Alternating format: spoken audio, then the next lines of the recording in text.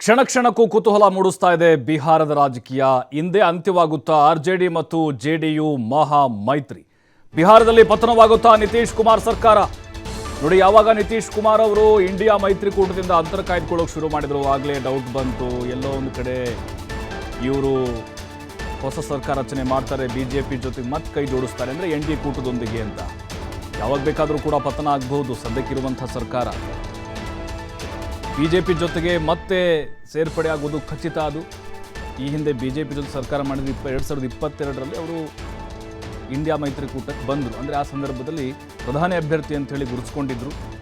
ಕ್ಷಣ ಕ್ಷಣಕ್ಕೂ ರೋಚಕತೆಯನ್ನು ಪಡೆದುಕೊಳ್ತಾ ಇದೆ ಬಿಹಾರದ ರಾಜಕೀಯ. ಯಾಕಂತ ಹೇಳಿದ್ರೆ ಅಲ್ಲಿ ಎದ್ದಿರುವಂಥ ಕೆಲವೊಂದಿಷ್ಟು ಗೊಂದಲಗಳು, ಲಾಲು ಪ್ರಸಾದ್ ಯಾದವ್ ಅವರ ಪುತ್ರಿ ಮಾಡಿರುವಂಥ ಕೆಲವೊಂದಿಷ್ಟು ಟ್ವೀಟ್ಗಳು, ಅವರ ಮಾತುಗಳಾಗಿರ್ಬೋದು, ಸ್ಥಳೀಯವಾಗಿ ಅವ್ರಿಗೆ ಎದುರಾದಂಥ ಕೆಲವೊಂದಿಷ್ಟು ಅಸಮಾಧಾನಗಳು, ಟೀಕೆಗಳು.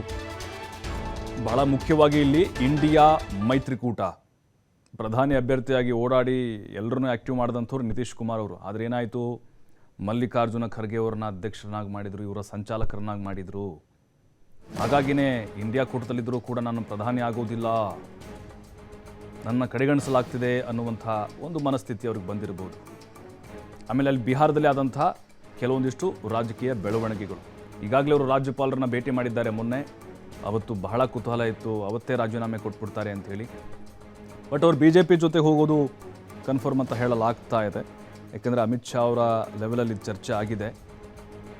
ಬಟ್ ನಿತೀಶ್ ಕುಮಾರ್ ಅವರು ಈ ಹಿಂದೆ BJP ಜೊತೆನೇ ಸರ್ಕಾರ ಮಾಡಿಕೊಂಡು ಬಂದಂಥವರು, ಇಂಡಿಯಾ ಮೈತ್ರಿಕೂಟದಲ್ಲಿ ಅಂದರೆ NDA ಮೈತ್ರಿಕೂಟದಲ್ಲಿ ಇದ್ದಂಥವ್ರು. ಆದರೆ ಈಗ ಸರ್ಕಾರವನ್ನು ರಚನೆ ಮಾಡ್ತಾರಾ ಅನ್ನುವಂಥದ್ದು ಚರ್ಚೆ ಆಗ್ತಾ ಇದೆ.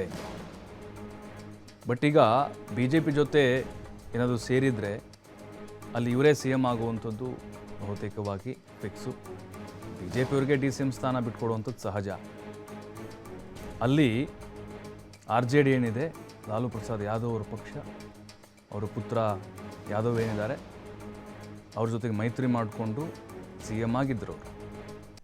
ಅಲ್ಲಿ ಕೆಲವೊಂದಿಷ್ಟು ರಾಜಕೀಯ ಬದಲಾವಣೆಗಳೇನು ಆಗ್ತಾ ಇದೆ, ಅದು ಅವ್ರಿಗೂ ಕೂಡ ಸಹಿಸ್ಕೊಳ್ಳೋಕ್ಕಾಗ್ತಾ ಇಲ್ಲ. ಅವ್ರನ್ನ ಮನವೊಲಿಸುವಂಥ ಪ್ರಯತ್ನಗಳಾಗ್ತಾ ಇದೆ ನಿತೀಶ್ ಕುಮಾರ್ ಅವ್ರದ್ದು. ಸೋನಿಯಾ ಗಾಂಧಿಯಿಂದ ಹಿಡಿದು ಖರ್ಗೆ ಅವರಿಂದ ಹಿಡಿದು ಲಾಲು ಪ್ರಸಾದ್ ಎಲ್ಲರೂ ಅವ್ರನ್ನ ಮನವೊಲಿಸುವಂಥ ಪ್ರಯತ್ನ ಮಾಡ್ತಿದ್ದಾರೆ. ಬಟ್ ನಿತೀಶ್ ಕುಮಾರ್ ಅವರು ತಮ್ಮ ಪಟ್ಟನ್ನು ಸಡಿಲಿಸೋ ಥರ ಕಾಣಿಸ್ತಾ ಇಲ್ಲ.